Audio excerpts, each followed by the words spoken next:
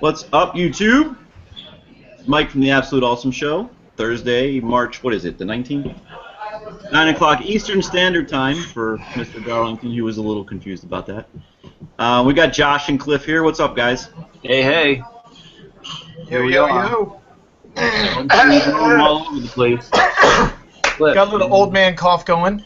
Yeah, really. Clearing his throat. How you guys been? We're good, man. It's been a really sucky week at work. Really sucky. But we all have hard weeks at work, so it's all right. Nothing new. The world, life, it's all right. Nothing else to report. I went to Disney last week.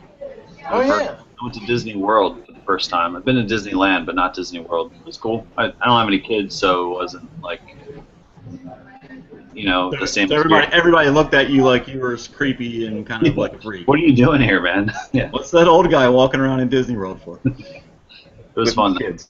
Yeah. Yeah, Disney's Mike, you know something about that, don't you? Old men walking around in Disney World? Yeah, You're but there every year. I have kids with me. It doesn't look And weird. you're older than Josh. I am older than Josh. But when you have kids, it's kind of like a nice cover. You're like, I'm just here with my kids. I'm not weird. They see you looking around, though. They do. People that look at you see that you're looking at the girl's butt. Now, the creepy thing is if you go to Typhoon Lagoon, like I did, where, it's a water park, and Oh, yeah. you don't have any kids there, and all the I gotta just stop this right now. I mean, lots of bikinis, and you're like, shouldn't look at that. He's probably 13. Turn away, right? That's Mike, probably that's a good idea. Yeah, probably a good idea. I would say on another note, I would just like to give you advice. You didn't wear white bathing shorts, did you, Josh? No, man. Good. Never wear white bathing shorts, ever. Why would anyone do that? All right, come on. Let's move along. Hey, Mike. it's what your mom buys you when you're a kid sometimes. You wear what your mom buys you, and then you discover, oh, I shouldn't be wearing this when you get out of the water. You're talking about your mom. Correct. My mom. That's right. Listen, All right. I'm so excited about this show. Well, before we bring our guest in here, what do you guys want to? You got anything you want to talk about? Anything at all? You were talking about white that. bathing suits.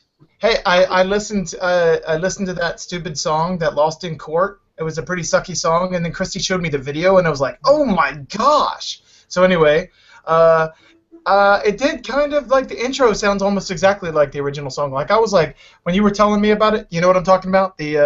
Yeah, let's put some context here. So I yeah, have no idea what he's talking about. All right, well let's bring it around. Okay, so 2 weeks ago now, the horrible Robin Thicke song that's called gosh, now I'm gonna look like an idiot because I don't know what the song's called. But anybody watching that knows who Robin Thicke is knows what the song is.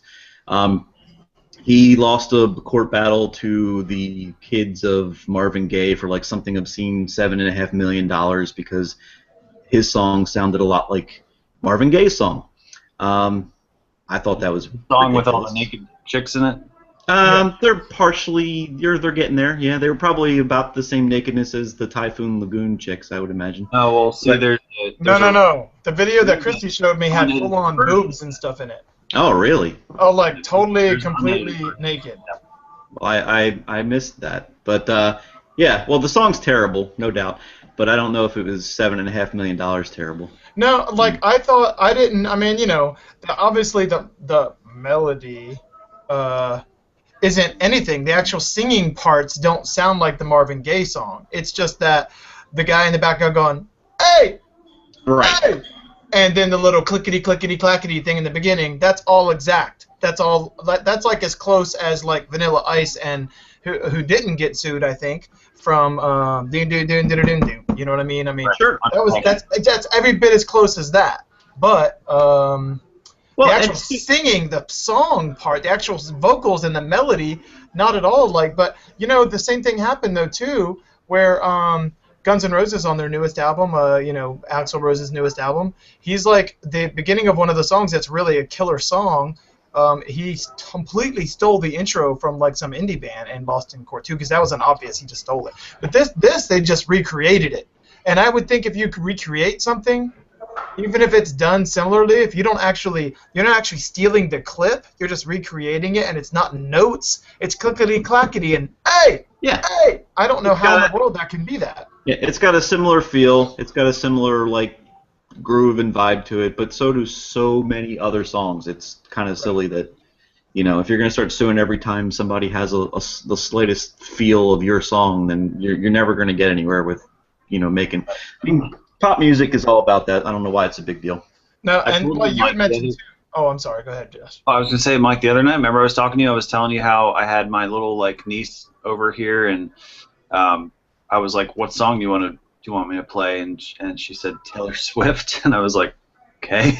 And so I go on YouTube or whatever, and because she's not on Spotify, I know that. Not that I listen to her, but I remember a story about that. Anyway, yeah, I mean, I pull it. She's like, play the New York song. So I put the New York song, Taylor Swift, on, and I start playing along, and before I know it, I'm playing along. I'm making the song way better, by the way. And it's all G, D, and C. G, D, and C. You can't, most songs are going to be G, D, and C. And you can't just say that they're, stealing a song. Come on. Yeah, and when you said that, I had mentioned, too, there was a mashup of her Shake It Off song, the really, big single from the last record, mixed with a Nine Inch Nails song.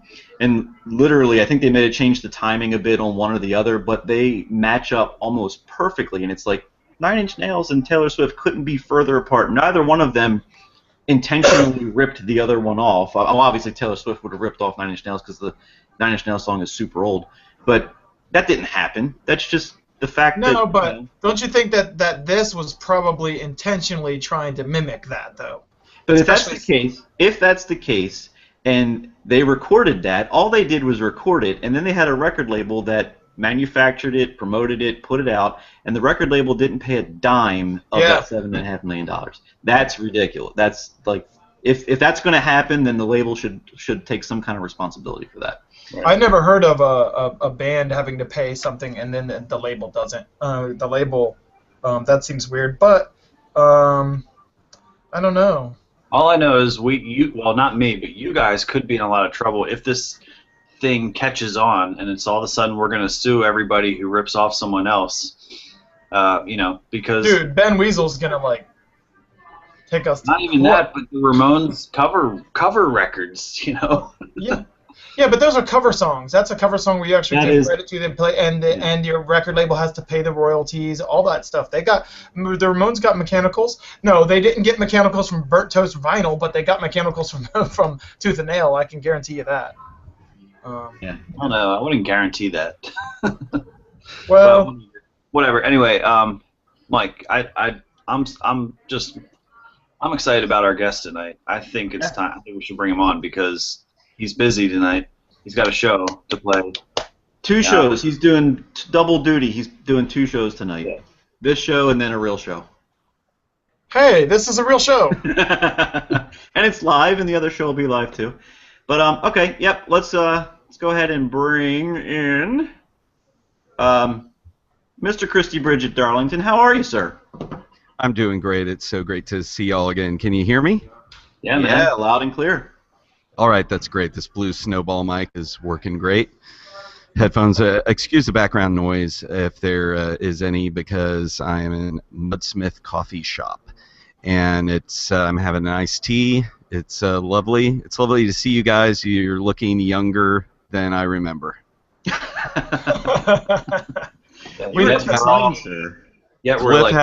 Cliffy has not aged a day.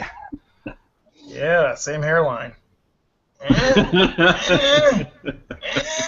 All right. So in lieu of a reunion tour, U.S. tour, we're doing the absolute awesome show. Thanks for having me on, guys. This is, I mean, before y'all get sued and can't afford computers anymore to do this, we better get it done.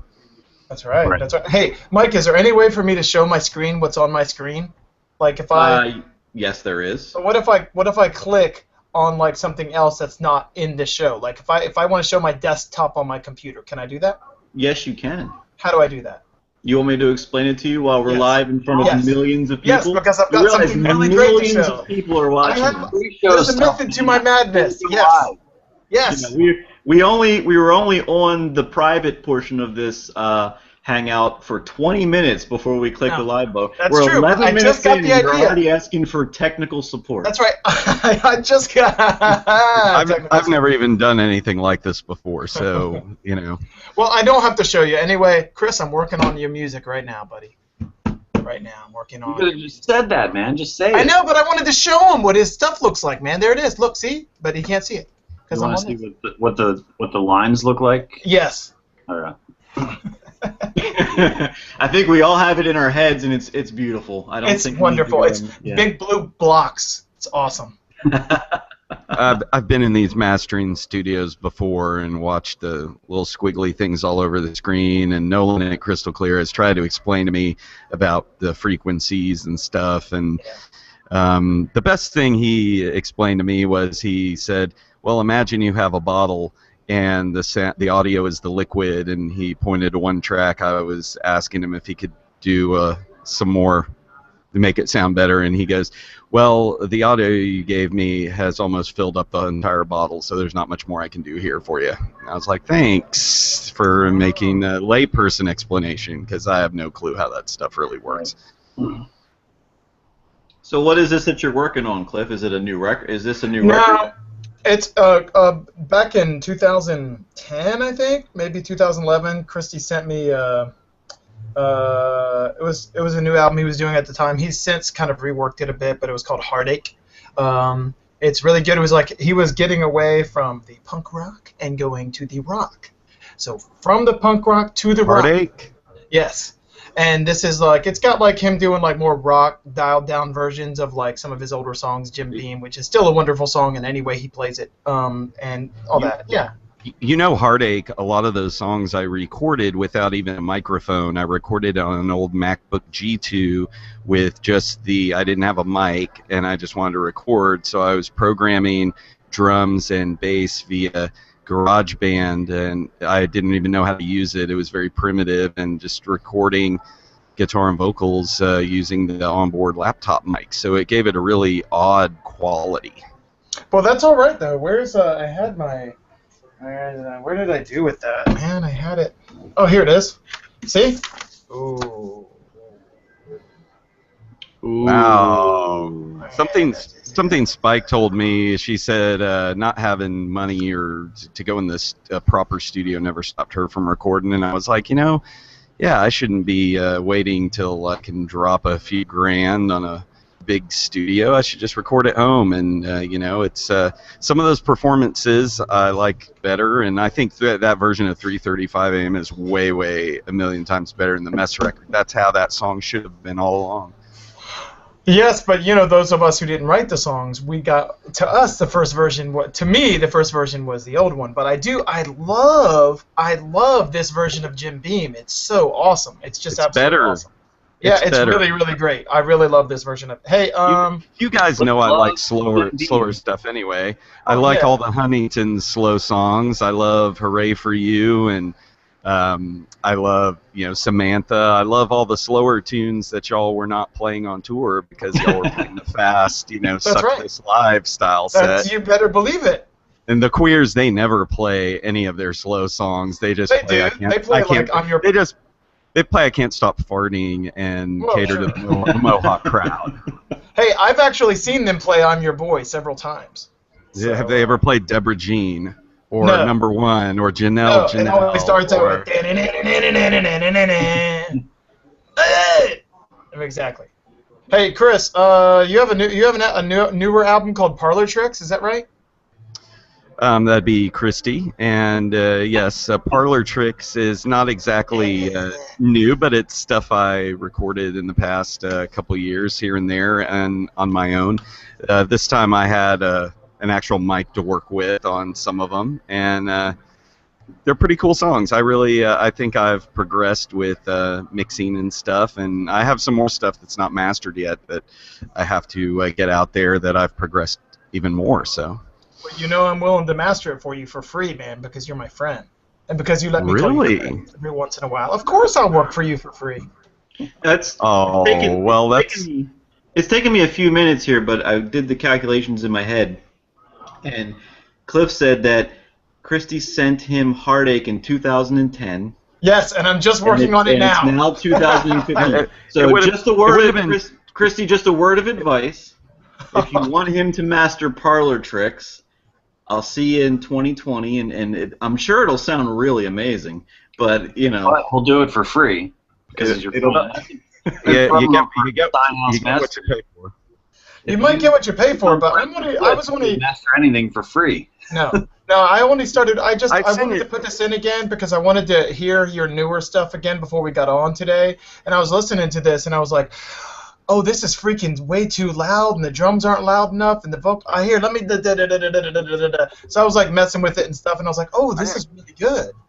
I actually sent you Hot 100 in 2010 and Heartache in 2011, and Hot 100 was with an actual drummer, and I played everything else in a big studio. And but on Hot 100, the snare drum was actually a sample because the drummer's snare sounded like crud, so we used a sample on, and Nolan went in and put in on every snare hit. The poor engineer working his butt off in a one-night mix session for that one, but that came out wonderfully. Yeah, and wasn't that the same studio that you did Girl Traversing in?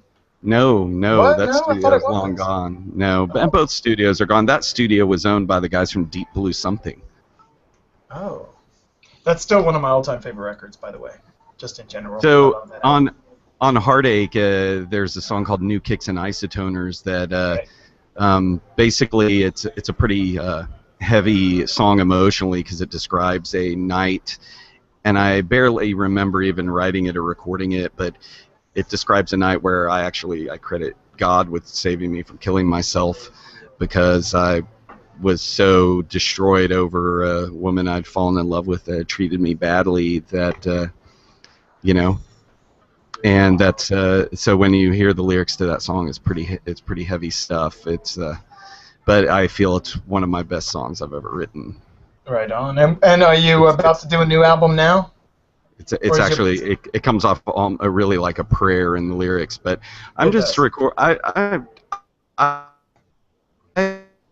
re-recorded a bunch of old stuff that I felt never got a good. But I really want to record a record playing just guitar and singing because that's how I'm touring right now. I don't have a band, and I'm just playing guitar and singing live, and it's not like acoustic, it's not like all kumbaya campfire style, it's electric Gretsch guitar and a Fender amp, effects and stuff, and I rock it out. And I've done that many times locally but never on tour, and I've gotten a good response though every time.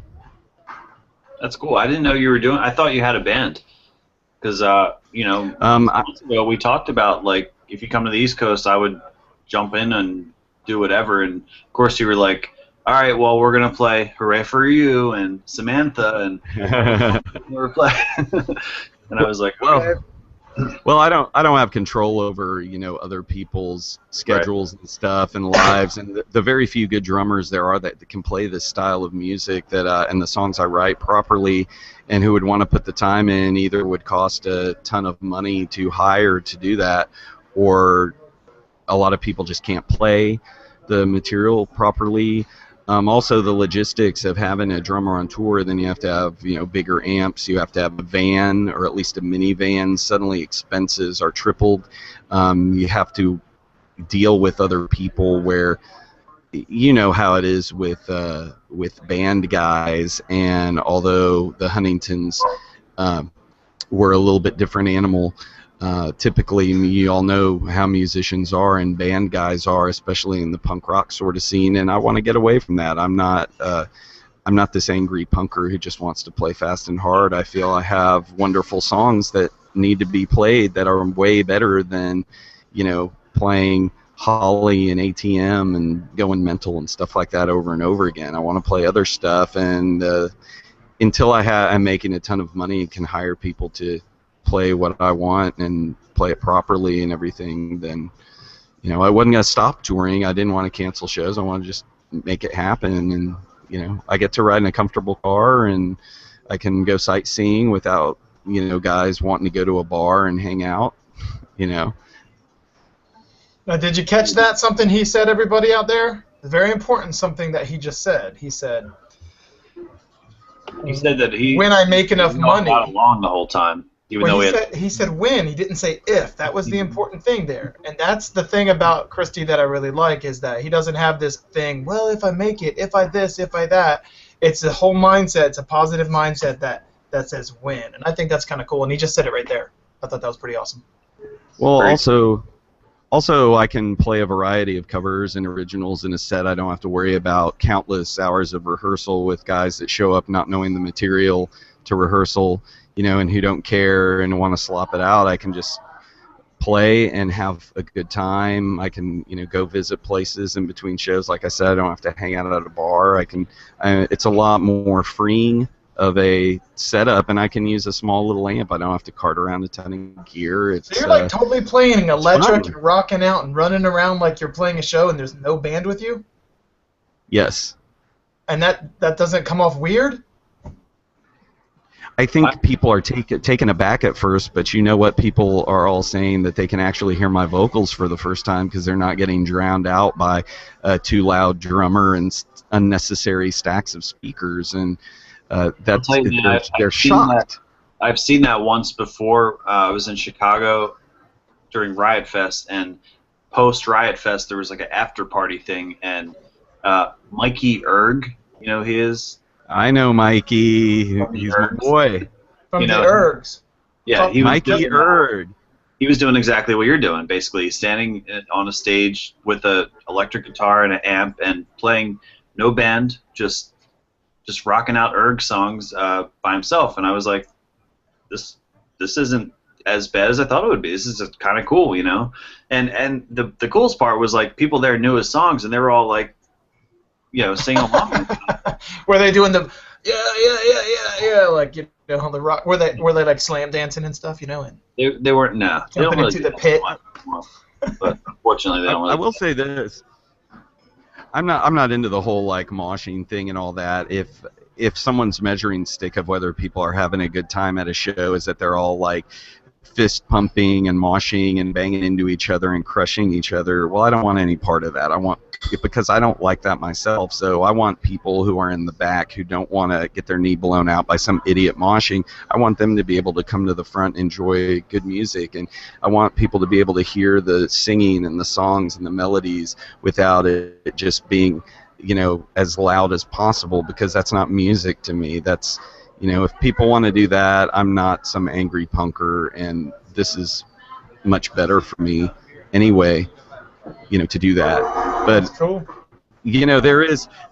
People just don't understand. Y'all understand because y'all had a band. But normal people go to shows have no clue how expensive it is to cart along 4 dudes in a van with all this gear and lodging, food, gas, and plus people can't be leaving their jobs, and then they need money to live. It's easy if you all get along like we did. We always got along. Yeah, it was awesome. Got along with. Here comes one of them. Well, also people don't want to pool their money if they're in a band. They want me to pay for everything, and they don't want to take the risk themselves financially. I will put every dime I have into touring and stuff, right. But most people they don't want to do that. They want the creature comforts of home. They want to be cool playing shows on the weekend at home, impressing their friends and girlfriends, and they don't want to play a show to no one in the middle of nowhere and be losing money and coming home broke. That's, I don't want to do that necessarily, but I'm passionate about this, and let's face it, I have 3 cats. I don't have a wife and kids, and, so I might as well be out there rocking and touring and, doing Indeed. that.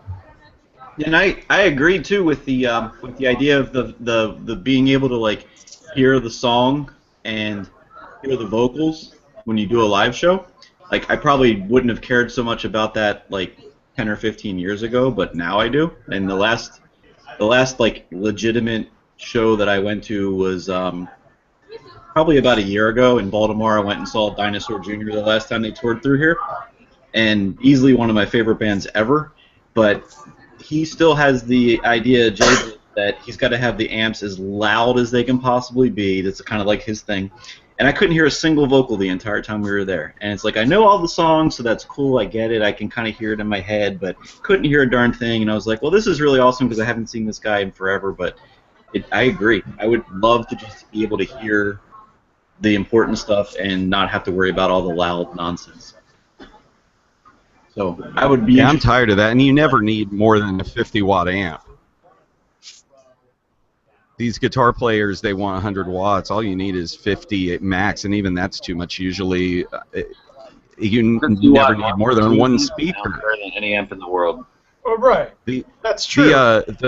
The PA, if you have a decent PA and a good sound man, everything should be mic'd anyway, and then your stage volume should be very low, and everything should be mixed properly. But everyone wants to have these big speakers and pretend like they're Motley Crue, and let's face it, you're in a club, you're not in a stadium, and all those speakers Motley Crue has are all fakes anyway. They're all dummy stacks. That may be true, but the thing about rock and roll is it's all about the looks. So, you know, if you want it to feel, you want to be able to turn around when you're playing a show and you're in a band, a whole band. Like, I know I wouldn't have dreamed not taking a half stack on tour. Like, if I would have had, now, what you're doing, that makes total sense. Why would you do anything other than that? But, like, for me, touring and not having that whole thing, plus I want to be able to hear it a certain way on stage. And, you know, you drive it a certain way, so it sounds a certain way. The amp that you used to have when you toured with us, man, you sounded awesome. So, you know, that was only a 50. That was a 50-watt Mesa Boogie. Yeah. No, I had a 40-watt Black Star combo.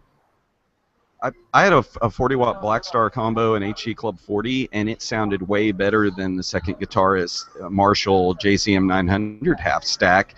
Way better, because his was just. It's just too much when you're playing a small club. You need to be playing, for a half stack, you need to be playing at least a 500 capacity. If you're playing a 100 capacity club, a half stack's too much. Well, a half stack though with a 50-watt head, you know, 50-watt JCM, it's awesome. You know, a cabinet that's matched for that head, but it's the full 4 speakers. Of course, you're only micing one speaker. I understand, but. Yeah, but only for certain. You have to match your gear to the size of the club you're playing or the size of the venue, and otherwise you're going to blow people's face off and they won't hear vocals. And let's face it, Huntington songs, Darlington songs, if there's no vocals being heard, those chords get pretty boring. Oh, sure. The songs all are about the chord. They're not about the chords. It's all about the melodies and the vocals. I would agree. I remember Josh would be all like, man, why do you like playing this song? It's the same as all the other songs. And I'm like, dude, it's the melody. That's what makes me pump and go for it and everything. And he would always complain every time we were playing, like, Goddess and the Geek, because it was like, it's a simple little thing. And I'm like, it's a great song. Yeah, so Josh, you got it, dude. That was when he started. He got it. By the end, he wasn't doing that anymore. I mean, that one's an easy song to play, but I didn't like. I mean, there's so, I don't know, you know, just I didn't like the. You know what else I didn't like? Was, Crackhead. 1985. I never liked playing that song, but it was. I know listening to it, everyone likes to hear that song, and we had to play it, you know. But whatever. I didn't like playing Pool Party either. Yeah, I said it. Pool Party. Did you like that was fun to play. Avi as a Vampire? No, Avi as a Vampire, we never played that. Or why not? I remember Avi. Your ripoff was better. So boobs, your little ripoff song there. That was better. Oh. Wasn't that a ripoff of Crackhead? No, you were like... She's a Brat. Oh, yeah, that was. It was a ripoff of She's a Brat. Okay. Yeah. So soon you're going to hear from our people, because I haven't got word now from the the lawyers. That's right. For the thing, so. There's about 3 labels that put that out that need to be in the lawsuit who never paid me for CD sales. So at least three. But that's one of those songs that you definitely need people to hear the lyrics for. Boobs, boobs, boobs. You gotta have the vocals cranked on that, and that's important lyrics. Very important.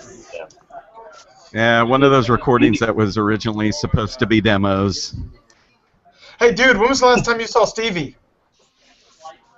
I never see him, but he is a professional photographer. He's got 2 kids. He doesn't really play in bands much because he doesn't have time, and he has a ZZ Top length Taliban Duck Dynasty, you know, Al Qaeda beard going. We saw a picture of him when we were like, I can't see Stevie in there at all. Like we all were looking at him. I think Josh sent us a picture to our phones, and we were just marveling, like, where is he? I can't see him. Well, everyone who goes bald. No one knew who he was, and I was like, "That's Stevie's dress," and they were like, "No, it's not." Everyone who goes bald up top grows it out on their face. Yeah. Well, maybe so, but I don't know. Steve's a good dude. I mean, our lives are different. Married people who have kids that I know, I mean, they have their own scene, and I'm single with no kids, so I have my scene. You know, the two scenes don't collide because there's just no point. Our lives are just vastly different, and right. you know, I'm happy for him that what he's doing, and I don't know if he's happy for me, but you know. He's a busy guy.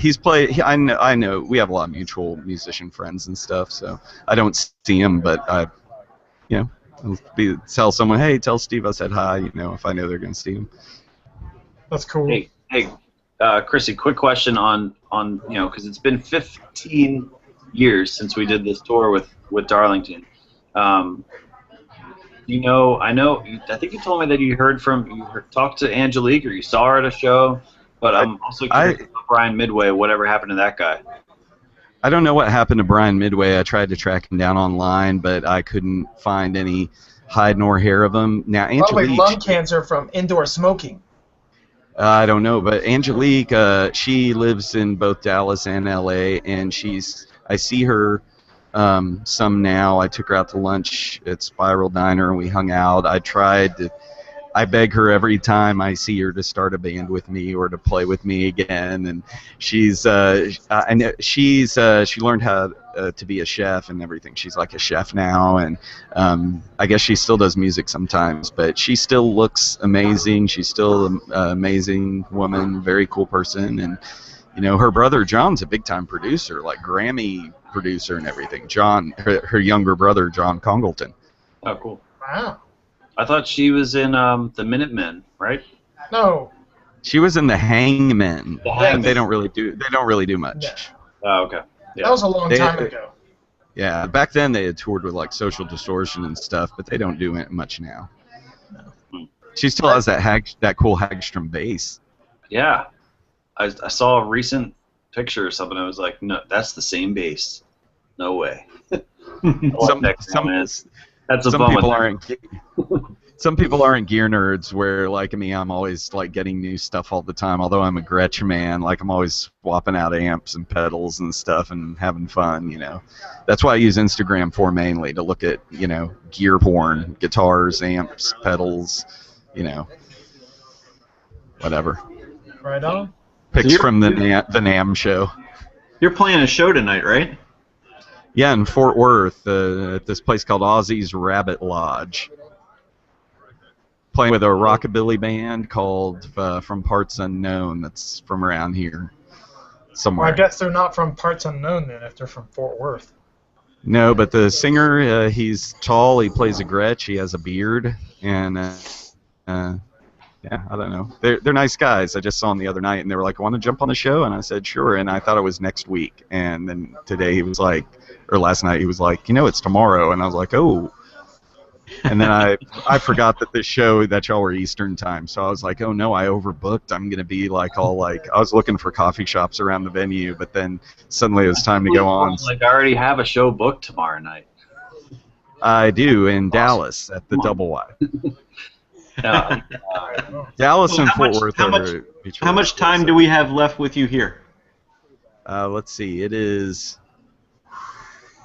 Come on, smartphone. It's 8:35. I don't have to be at the show in Fort Worth till 10, so I've got plenty of time. It worked out nicely. Right on. Well, I'm gonna copy the link to this room and paste it around to a couple places if anybody wants to join our conversation. Andy, what's up? You just came in, or you've been here for a while. I've been trying to introduce Andy, and like we, but it's cool. I was trying to help you out, Andy. I see you there. I've been here for like half hour. What the heck?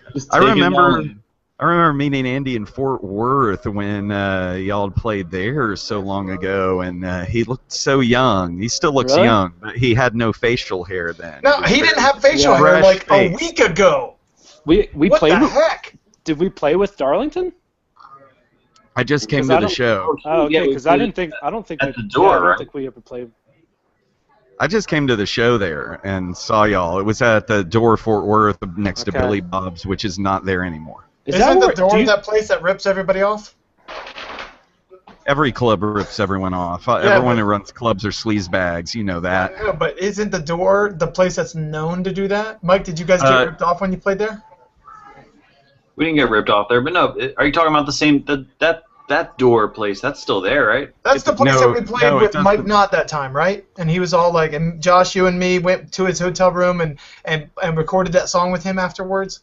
Yeah, I think so. Was that the door? Was that the same place? That's The door clubs don't exist anymore. Now the owner has the Profit Bar, which took over the old Gypsy Tea Room, and it's it's just a venue, a big venue, just like everywhere else. Yeah, that's cool. Some people probably get ripped off, some don't. The bigger you are, the more popular you are, the less likely you are to get ripped off, I'm sure. Right. I remember playing there with Darlington though, but maybe that was just the tour that we did with you. Wait, maybe you did play that night. I don't know. I think you did Dude, play. The show I don't think so. I don't think I've ever seen Darlington play. the two shows that I had the most fun at with Darlington was in Texas with Wesley Willis. Awesome. Super awesome. At the Rubber Gloves, and a person in the crowd tore up a Bible and threw it on stage, and I remember Mikey going, instead of getting all mad, he said, someone lost their book. It's up here after the show if you want to come get it. And I was That's awesome. I was very impressed by that, because I was like, I don't care if someone doesn't agree with something, but you don't have to like deface stuff and like be a dick, And but that was a really cool way to handle someone who was being a jerk. Yep. And Impressive. the other best show that I thought was the best show, we played wasn't that the longest tour we ever did with one band? I'm pretty sure it is. It was like a month and a half. 6 weeks. Yeah. It was 6 weeks. But then you gave me conjunctivitis because we were sharing the same mic, and my eye was all messed up. I did? Yeah, your eyes were all messed up from like conjunctivitis or something. That's and from, we were using the same side of the stage, the same mic, and then my eyes got all messed up. I'm just gonna throw this out there. That's from fecal matter. So Hey, I don't know how that played into the Thanks, picture. Cliffy. Hey, man, I got sick and lost my voice, and Mikey had to sing a couple of shows. Do you remember, Christy, do you remember playing the show at the Attic where like we took our shirts off and stuff? You remember that show? In It was, like, Oklahoma, I super remember. hot. Yeah, y'all, I talked y'all into playing Samantha. Yeah. Yep. That was a fun show, too. One show. And I remember like some fat kid in the front wouldn't take his shirt off, and I kept saying, "We're not going to play until you take your shirt off." It was funny because it was just balls hot up there. It was just crazy. It was so hot. Cliffy, do you still talk to Simon? I see every once in a while. Like he's going to be on the show in a few weeks. He's big time, show, right? He's what? He's on the next show, I think. Is he? Yeah, he's like a couple weeks. So yeah. Simon is so big time now. I mean, I remember him and Perla, God bless her soul. They were so cool meeting them back then, and now Simon has eclipsed us all in fame and importance and glory. Yes, he's big time on the internet, and he's published books. He's up there. I love that phrase. He's big time on the internet. That's awesome. Well, I follow his Twitter account. I don't know how big time he is, but judging from what I can tell from his Twitter posts, he seems to be he's important. He does TED Talks. I don't know what those are. What does that mean? It's where you talk and there's a big red TED behind you. That's pretty much all I know.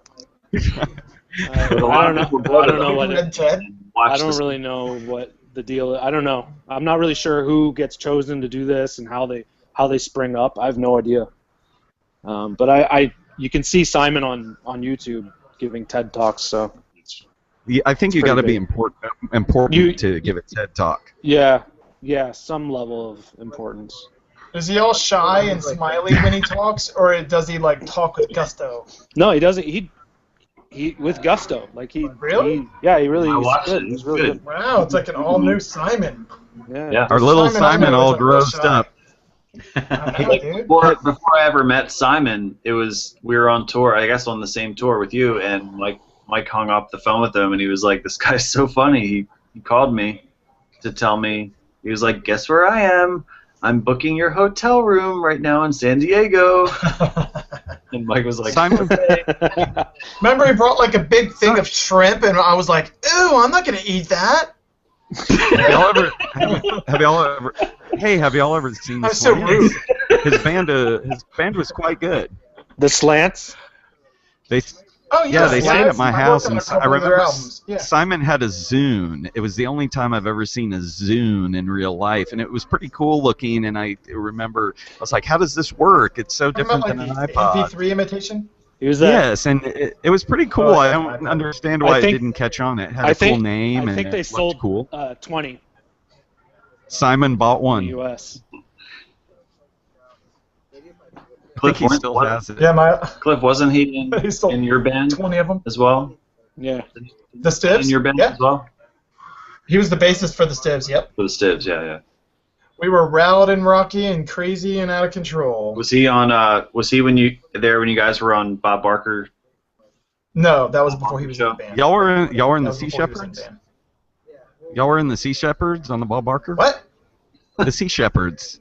No, dude, we were Bob on Barker Price is Right, buddy. Oh, the Bob Barker is a ship. Oh, we were on the Price is Right. That's a ship?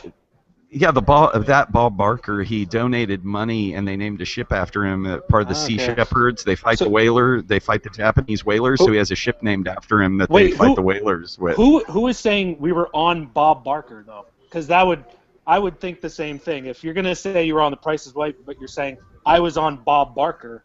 I said, on the Bob Barker show because you wouldn't say I was That's on the such an Price is odd Right, way. because then- That's such an odd way to say you were on The Price is Right, Josh. Right, but hasn't there been like 3 new hosts of The Price is Right since Bob Barker? I don't know, maybe not. Yeah, but is Bob Barker still alive? Let's talk about the important things here. Drew Carey is the host, and he's gotten smarmier with and he's time. like he's all super skinny and looks like looks like a different person. He's so weird looking. You have to be smarmy to be a game show host. Yes. We should go to L.A. and be on the Drew Carey. Although I will say, Bob Barker was not slimy or smart or anything. He was just a nice guy.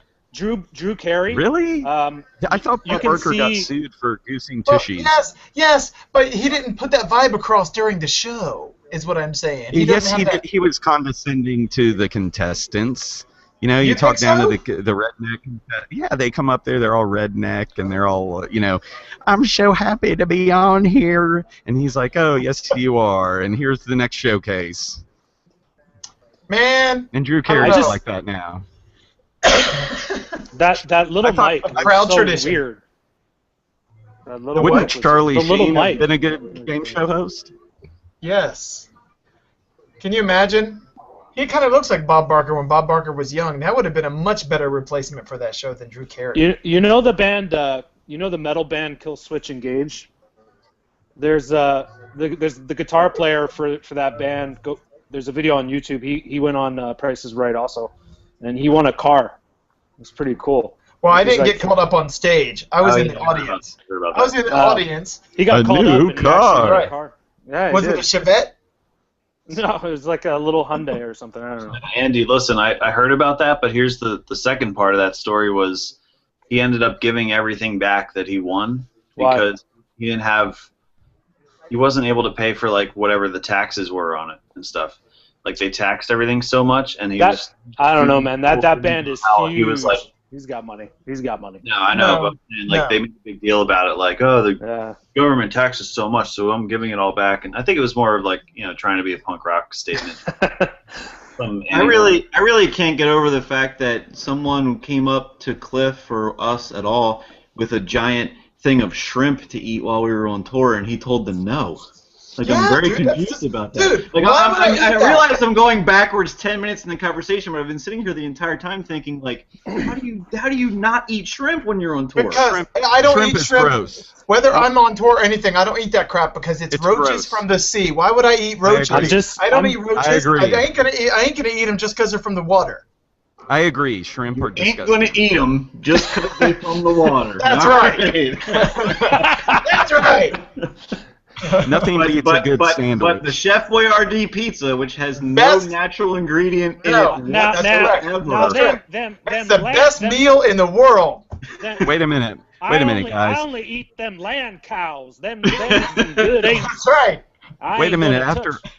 After all these oil spills, you don't want to be eating shrimp. It's stuff out of the sea. It soaks up all the toxins. You want synthetic ingredients that don't have dioxins and correctin and all that stuff in it. Eat all the crap anyway from it's not like they're super clean. That's exactly why they're roaches, dude. But they're roaches. They just and live you eat it and it passes on to you. I'm just picturing I'm just picturing Simon walking up all happy I have shrimp, and Cliff just, ew, I'm not eating that. That's exactly right. He turns, he flips a table and slaps the shrimp out of his hand. Simon just tears just start rolling down his. That's what I'm picturing. And then he's gonna go, but we played Drexel U when we opened up for you. Drexel. That's a good song. Simon, one time Simon called me out of nowhere at 3 in the morning, and he said, I'm at DFW airport and everything's closed. Will you come hang out with me? I'll buy you food or something. And I was like, what? And he's like, I have a layover here. And so I went at 3:30 in the morning to the airport, picked him up, and we went to a Denny's for 3 hours. Wow. That's really cool. The end. How do you like Texas? Texas was just voted I saw a thing online the other day the best state to live in right now, or number one as far as. Because Rick Perry is the freaking governor. No, Rick Perry is a crook and a clown, and our governor is actually Greg Abbott, who is a guy in a wheelchair who is the Attorney General. And look, Texas, it's better than a lot of other states, but it is imperfect. Everything is imperfect, but look, it could be worse. I could be in Mississippi or Alabama or Maryland, or Louisiana or Kentucky or one of them states where they force the shrimps on you. Yeah. And actually, Texas has no state income tax, so it's better. That makes it better than So all these California celebrities, all those Disney people, the Jonas Brothers and Selena Gomez and all those weirdos, they all have homes here, so that way they don't have to pay, the California state income tax. I think it's a scam. All these rich people will buy homes in the DFW area, and they probably put that down as a residence to get around it. I was told that. All right. Well, so we have a little Q&A sidebar thing here open that some people can see, some people can't. And there's actually a question for Mr. Darlington, and they want to know, what is the song Jodie Foster about? Pretty much nothing. It's if you check out the lyrics, it's basically was written to be kind of like a fanboy kind of letter, because although it's not really funny, if you have a dark sense of humor, you could find some kind of weird humor in the fact that John Hinckley Jr. tried to assassinate a president to impress Jodie Foster, and that's a really weird way to try to impress someone. But he was, of course, mentally ill. But so it's kind of making fun of the whole fanboy thing, but also dropping names, saying we can listen to Chicks Dig It and Hook and the Daggers from the movie Thrashin', which is one of the greatest movies of the 80s and one of the greatest movies ever made and best skateboarding movie. But it's Jodie Foster, she was a very talented actress, and now she's just one of the most powerful women in Hollywood. She's big time producer now. She's just cool. Jodie Foster's cool. And I agree. And that was cool. Back when, I would You'd write silly songs just to have fun. It's just a fun, silly song, and in the style of like a Chicks Dig It type of song, you know. Well, I will say that what was really funny about John Hinckley Jr. is he was sitting there trying to impress a girl that could never possibly like him back, even if she knew who he was.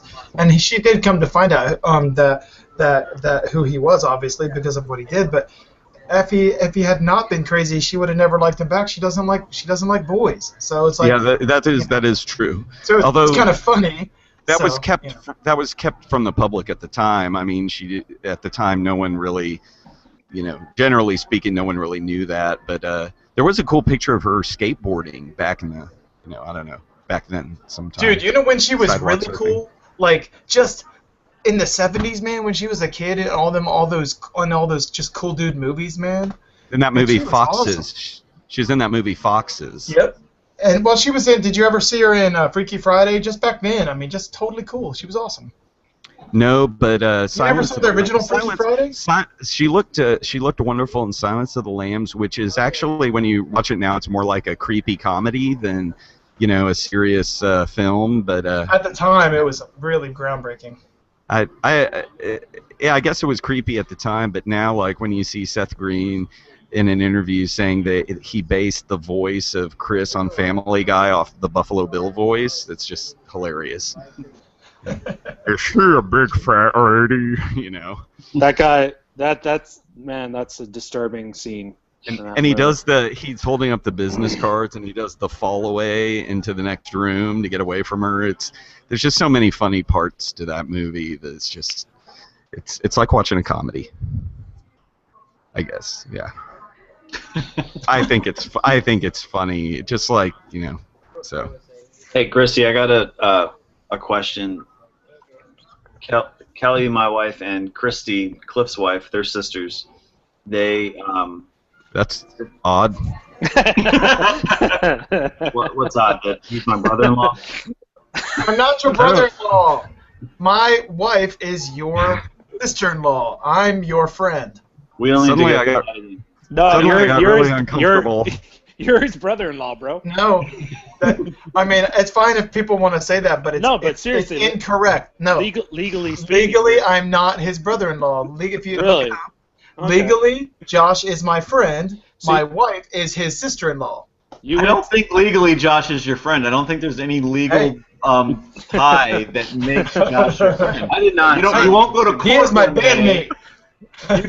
You can't defriend him in court. Like, it doesn't work. I understand that we're brother-in-laws or whatever, but I mean, if you don't want to accept it, fine. I accept it. I'm happy to say that you're my brother-in-law, but the actual definition is my wife is your sister-in-law. I am not your brother-in-law. Cliff, were you like in a big library with like stacks of books, like researching this? Like, he cannot be my brother-in-law. No, I would love for Josh to be related to me in any way, shape, or form. Cliff, you better cut that out.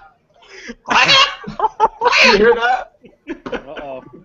She's watching it, and she heard. That brings back memories. That brings me too many memories. That is amazing.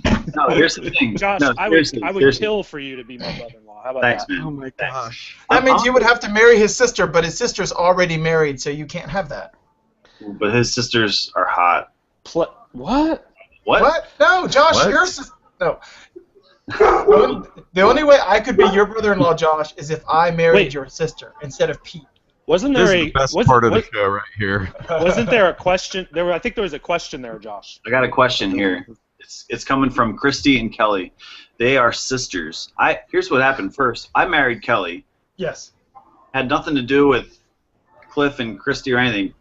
Cliff basically was like, hey, she is a hot sister. I want to marry her. And so now they're married. Yes. It wasn't anything like, hey, dude, let's go marry sisters, Yeah. Where's the question? Anyway, here's the question. These chicks, they're awesome.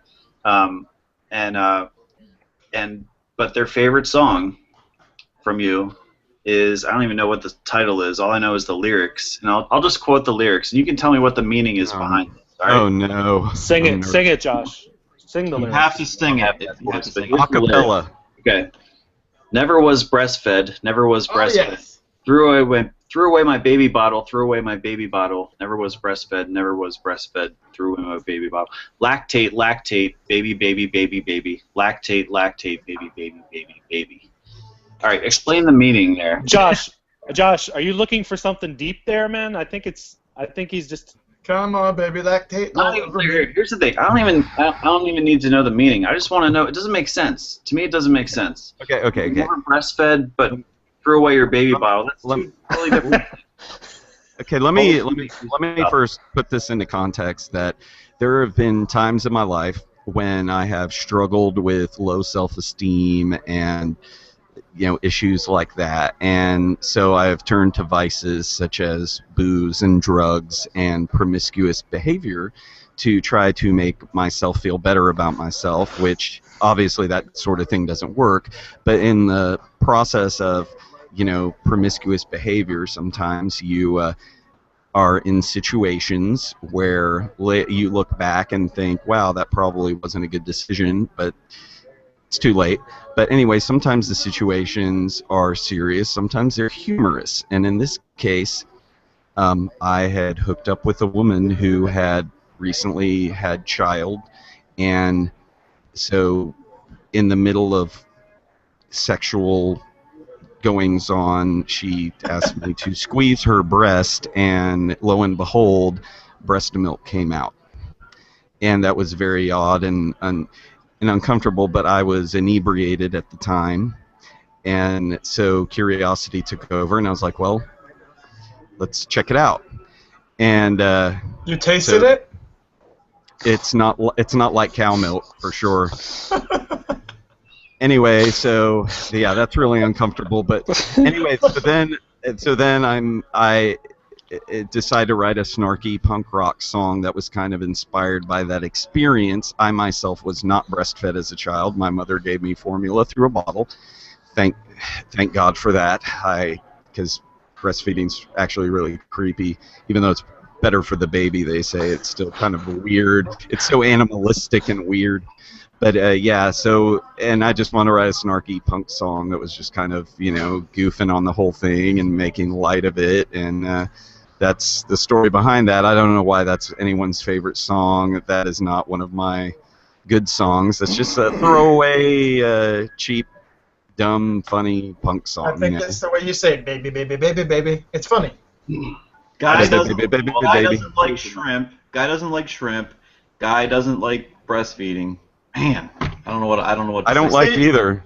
Shrimp is gross. The thing is, Christy, is when you and I, because we're the oldest ones here, I believe. I think I'm 42. Yeah, and I'm 45. So when we were little kids, we were in that when we were babies, we were left over. We were still in that generation from Jackie O, where she had babies and she didn't want to breastfeed, so she did what she did. She fed them the bottle and everything, and that got back then. Everything was like kind of like from the top down, and so like the whole society started changing and started not breastfeeding anymore. You can't put and this I remember on when I was a Jackie little O. kid. Are we talking about? No, it's true. You can't put that all on Jackie O. I'm sorry. There's a lot more to it than that. Right, no, women don't want their boobs torn up from some baby, chewing on them. It doesn't tear them up, but anyway. If I was a woman, I wouldn't want to breastfeed. Would you want to breastfeed if you were a woman?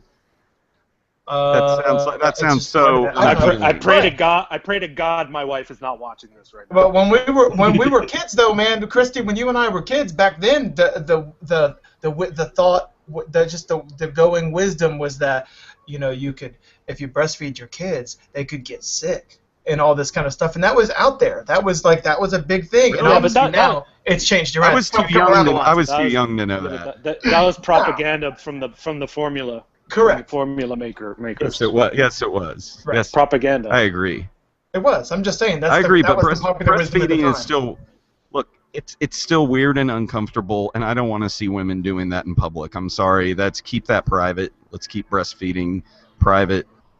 And let's listen to some other Darlington songs. Keep the natural nutrition of your children completely private, please. Right. And let's check out some other of my songs other than those ones. Yeah, thanks, John. There's better ones. There's better songs. I was listening to I guess your latest stuff. Very psychedelic Furs-ish. No? Why do girls always like the nasty songs that I wrote instead of the nice song? I'm trying to change it, Mike. I tried.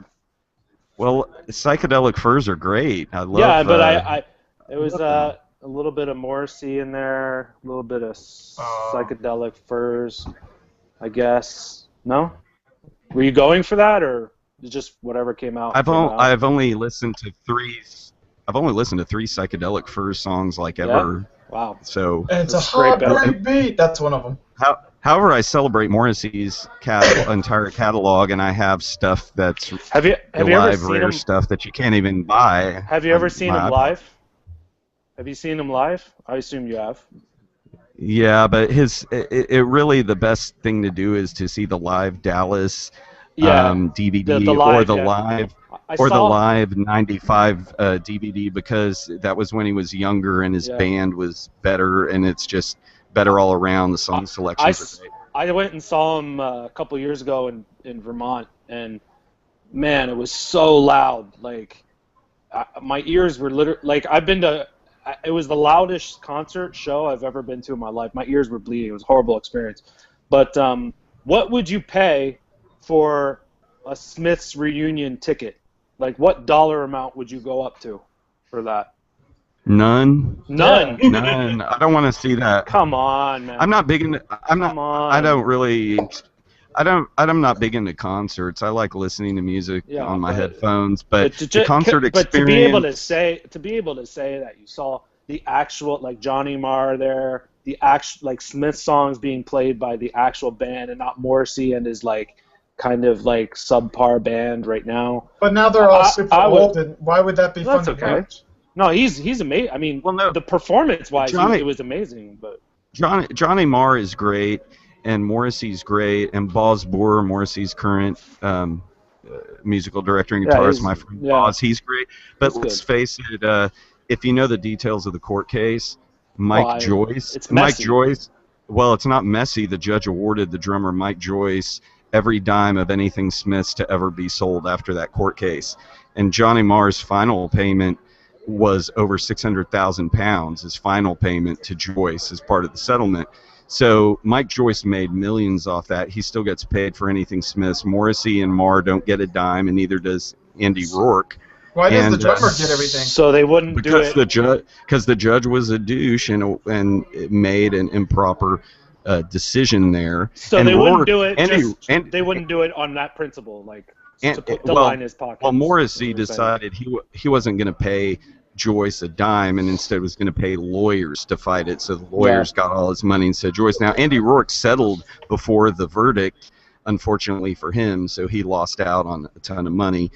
But Marr and Morrissey are not on good terms with Joyce at all, and I wouldn't be either, because Joyce really didn't deserve it. Yes, he was a good drummer, but there are a lot of good drummers out there, and I'm sorry, but they don't. No, it wasn't. It was Morrissey's voice and Johnny Marr's guitar playing that made the Smiths. Who wrote the song?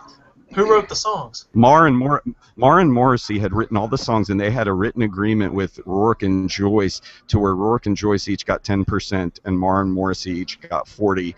And in the court case, the judge tore everything up. He didn't like Morrissey at all and ruled against Morrissey and Marr. And that's just when you go to a judge in a trial and the judge makes a decision. That's how it goes sometimes. Judges are humans, and they're not always unbiased or whatever. I mean, weird. On a lighter note, I don't know how exactly it works. Britain. Huh. Well, yeah, it's not in America. That's right. People complain about our judges here. People complain about the judges here all the time. I mean, it's just the justice system is imperfect. Humans are imperfect. I was surprised that that song with the Marvin Gaye. I was surprised that went Marvin Gaye's Family's Favor. Like I don't know. That It's so 5 minutes ago. That was wrong. Seems like such a weird 5 minutes. Look, people talk about ripping off. Yeah, we talked about that. Yeah, like the Huntingtons. People always say the Huntingtons were ripping off the Ramones or sounded like the Ramones. No, y'all did not sound like the Ramones. Mikey's voice didn't sound like Joey's. The way the songs were being played, it didn't really sound like the Ramones to me. Y'all were your own band that had influenced by the Ramones, but y'all weren't a knockoff of the Ramones by any means. Get Lost had its own style. High School Rock had its own style. Those don't sound like Ramones albums. Well, Get Lost, there's too much going on in it to be a Ramones album. They wouldn't have done those. They wouldn't have done that stuff. My least favorite Huntington's album. High School Rock doesn't sound like a Ramones album. That's really your least favorite song? Your least favorite album? I like Plastic. Well, no, I mean there's really good songs on it. Other than the song "Shut Up," that album is perfect. It's a different vibe, though, man. I mean, my favorite Huntington's vibe for sure is High School Rock and the fun and game stuff. Like that was my favorite vibe-ish. Like I don't know, Get Lost was dark. I mean, it was good for what it was. Right. I'm just personal, like my personal preference. But it's different sounds. Just like Morrissey, there's the post-Smiths Morrissey, which has that very jangly Britpop sound. Then there's the rockabilly material, and then there's the very indie rock, loud rock material he did after that. And the Huntingtons, you had High School Rock, then you had, Get Lost, and you had after that. And like my material, you have this fast punk stuff that's harder and edged, and then you have, everyone evolves and changes with their writing, and so it's hard to say that a band or an artist sounds like this or sounds like that when they have a variety of material, unless it's like, say, Social Distortion, who has a really static sound that carries through but their early stuff was vastly different than their stuff now, so. Social D? With Social D, it's because Mike takes like 10 years to write 5 songs. That's why they're, hey. It's so weird. It's so weird seeing him in the, what's that movie? The old movie with the documentary. Another State of Mind. Yeah. It's so weird. It's so weird having that same voice coming out of this little skinny kid, like with like slick big pompadour or whatever. Like doesn't look anything like him. It's so weird. He's like 19 then. Now he's like 55. Yeah. But Christy, do you listen to any? Do you listen to any like newer pop punk bands, or are you more into like other stuff at the moment? I'm friends with and I like Teenage Bottle Rocket. My favorite song of theirs is Never Gonna Tell You, and I also like Summertime. They've got lots of great songs. I listen to such a wide variety of stuff. I'm not big on the pop punk scene because I found it degenerated into a lot of bands trying to basically be the Queers and wear baseball caps and just basically act like, for the most part, the pop punk scene seems to be guys just who want to act like closed-minded jocks and have a real static sameness quality to the music and the live stage show and stuff, and that's really boring to me. I want to do a lot of different things musically. I don't feel I should be limited to how I dress or look or act. I don't like the idea. What's so different about it? If you're just going to act like any other dude out there, if you're going to act like a frat boy, then how is your playing pop punk making you any different than these same other groups of people that are closed-minded and bigoted and act like jerks? All it is you're playing a different kind of music, and that it transcends musically because you guys, me, I've seen a lot of people get bagged on by people in the so-called scene for absolutely no reason, just because you're speaking your mind, you're being different, you're being your own person instead of being a robot. No one's ever talked bad about me, man. Come on, no one's ever talked bad about me on the internet. No, not at all. But I mean, I don't want to give those people too much power or credence because they're all idiots anyway. But I try to steer clear of any sort of scene because I feel that inhibits creativity. It inhibits everything. It just I don't want to be cliquish. it goes against, being cliquish goes against everything that I believe in, both personally and spiritually. And see, you live in an area of the country where it's like a total music scene. I mean, Texas, so many cities in Texas have a huge music scene, and you're right kind of smack in the middle of it. So you see a lot of the new trends and whatnot. I don't know about that. It's like we don't have any music scene other than cover band or cover band. Or that's just Salisbury. That's how it is everywhere. Dallas has every year this radio station does a tribute band concert with like 100 tribute bands. It's all cover bands. They get paid way more at the clubs. Yep. That's just how it's always been, though. I mean, if you play original music, it blows my mind how much cover bands make. It's crazy how much money cover bands get paid. It just blows my mind. I'd rather listen to the jukebox. Listen, I'm going to see this Kiss tribute band tomorrow night. I don't even like Kiss at all. But I'm going because neither do I. They're horrible. They are horrible. Paint your face. Kiss is the best band that's ever existed. Not even close. Stop it. Gene Simmons is awful, but Paul Stanley, he's deaf in one ear, and he's a very talented songwriter. I love his style of songwriting. He's a good singer and guitar player. And I found other bands that'll like a song by another band and then investigate, and it turns out like Paul Stanley wrote it. Yeah, see? He's talented, but Kiss overall is not that good. Right. Thank you very much. It's a tribute band, and they're four fat guys, and I'm thinking it's going to be kind of funny. So I'm going to go. But I mean, that's the best entertainment we got around here. Is freaking. The Ramones were not a good band, but they were awesome. Yes. A lot of. You understand? Look, a lot of the tribute bands and stuff is fueled by alcohol because most people, they just fill the hole in their life with booze and they want to be around their friends drinking and experience something with their friends. It doesn't matter what they're experiencing. They'll go to a concert and they'll be like, well, what did the band play? What did they sing? What did they do? And they're like, I don't know, but me and my friends were drunk and had a great time. And that's why I'd rather listen to a jukebox or my iPod to hear the original versions, but most people want to be somewhere with their friends having an experience. Are you going to have an experience tomorrow, Josh? That's a good question. I don't know. Probably not. So this Kiss tribute band, it's all fat guys? I think so. I looked at a picture of them. Yeah, they did not look like Kiss at all. Hey, Josh. Josh, I just want to say, real quick, I'm sorry, Josh. I'll be your brother-in-law. I love you, man. I'm cool with you not being my brother-in-law.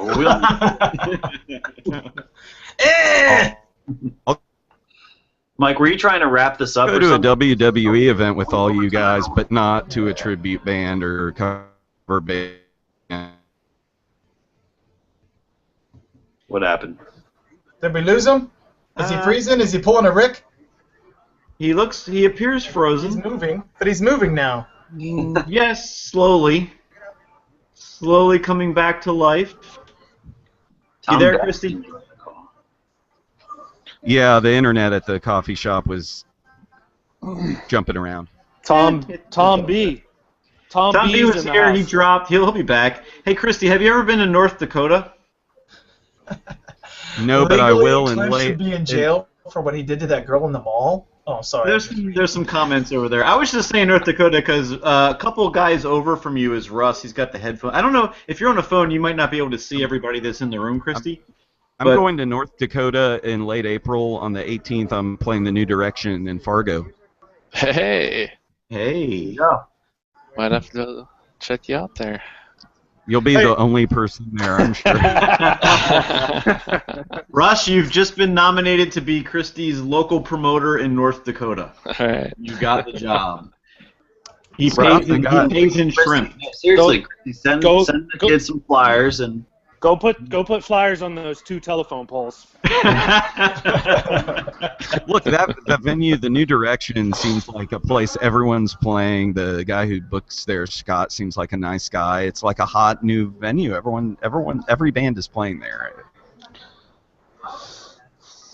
I think. If you want to come play a show in Salisbury, I will promote it. And you know what? I work for a cable company. I can even put you on. I'll make a commercial for it. If you book it, I will come. If you book it, I will come. Come up to Montreal. You ever been to Montreal? You can play with the Beldens. The Beldens can be your backup band. Yeah, there you go. Davey and the Beldens. I've never been to Canada. No? No. It sounds like a cool place. Montreal. Yeah, it's cool. We played there like twice. Stiz played there twice again, too. Opposite coasts. I think the Huntingtons, didn't we only play the East Coast, right? Mike? We played Toronto. We only played the East Coast. I only ever played the East Coast, yeah. Yeah. The cool thing, I think Canada's hard because there's like 6 cities in Canada, so separated by 5,000 miles. Yeah, I know. I mean, crazy. Touring but actually they used to. My wife was telling me they changed it because you used to have to pay like a fee at the border or something. Now they got rid of that, so U.S. bands don't have to. Yeah, we would always sneak in our stuff. That's exactly right. Yeah, so they lifted that whole thing. Wow. So. Hey, you live in Canada. I wonder, what was that movie? Did you ever see that movie with the band on tour in Canada and the guy kills himself at the end? Yeah. What's that movie called? That was a good movie. Yeah, it is. What is that called? I know exactly what you're talking about. I can't remember. It was like it's kind of like Bathroom Break. No, what? It's not. Bathroom Break? Yeah, he's going to go take a whiz, man. Yeah, he said I have to go on break. Get the Cliff. The Cliff, I know what you're talking about. That's a great movie. I'll have to look into that. I haven't seen that in a long time. Andy, what kind of guitar you got up there with the whammy bar? It's a Are you in your house? D'Armand. I'm in my basement. Are you in your house? I'm in my basement. I thought you were like in being Mr. Joe Cool, being like out in an instrument shop or something. I didn't know that was your house. Way to go, dude. Yeah. Here, wait. Let me compete. Let me try to compete. I can't even see. I can't see you. Yeah, on a phone, you're not going to be able to see him. There you go. Stupid iPhones. Stupid iPhones. There's my Epiphone Texan. It's a good guitar. And if I could see it, I would agree with you. You can't see it? You can't see my guitar? Mike, describe it to me. I can see you. Oh, okay. Well. He put it away that quickly. Wow. It looks like a regular old natural finish. It looks like Roy Rogers or something. Right, exactly. Nice. Yeah. Yeah. Anyway, that is a cool looking guitar that you got behind you. What kind of guitar is it again? It's D'Armand, I guess. It's a DiBiase.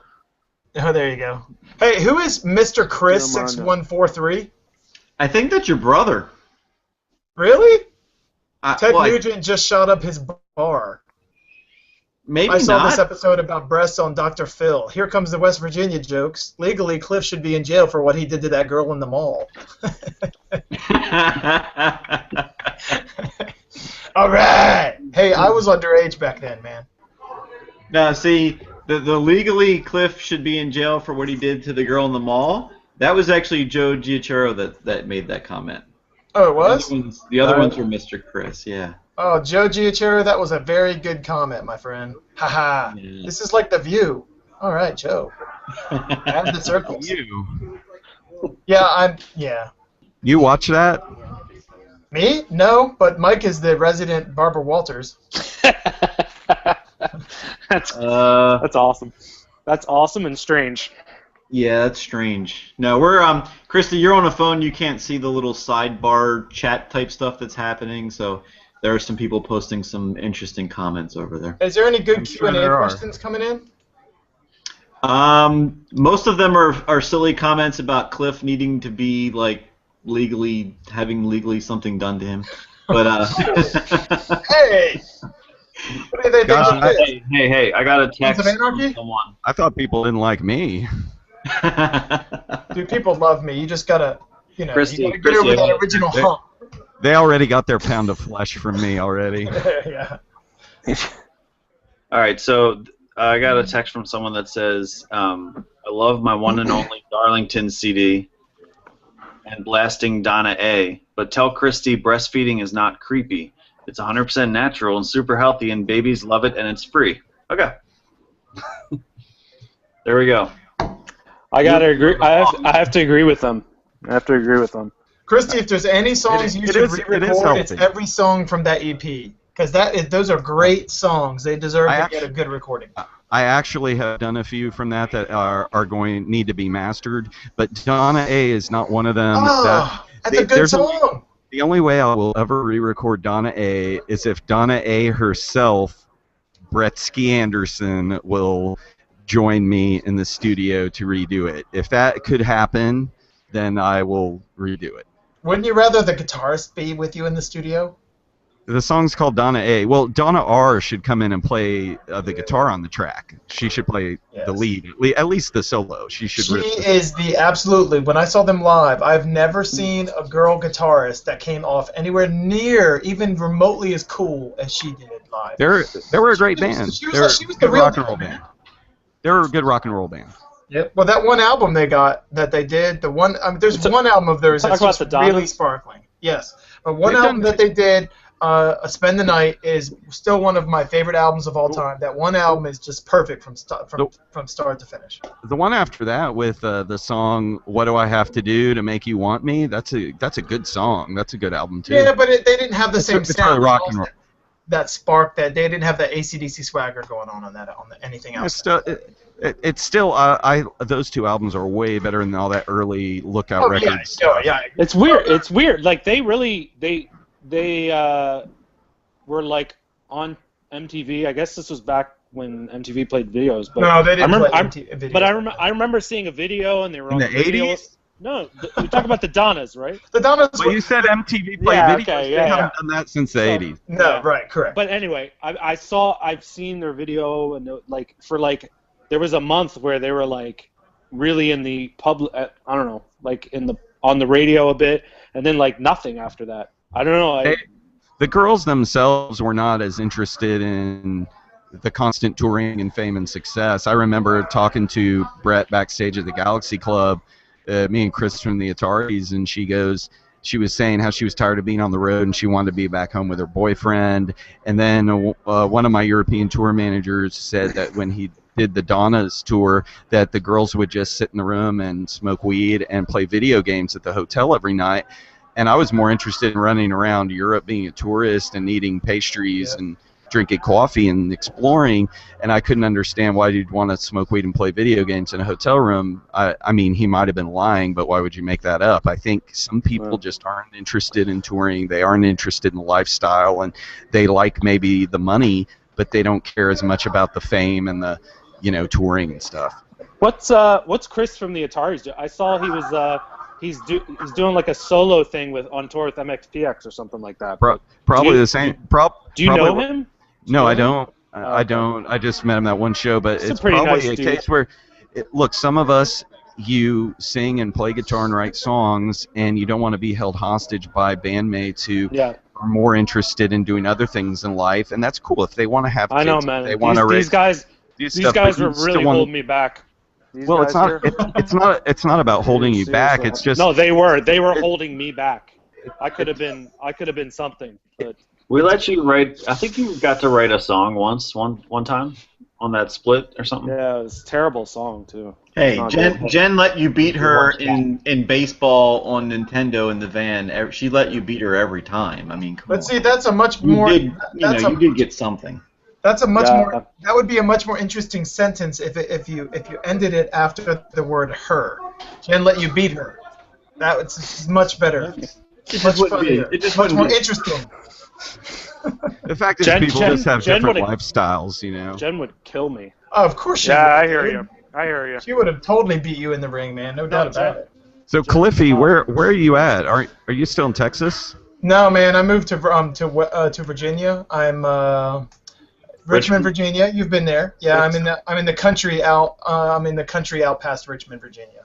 Say hi to Bob McDonnell for me. He's in jail. I know.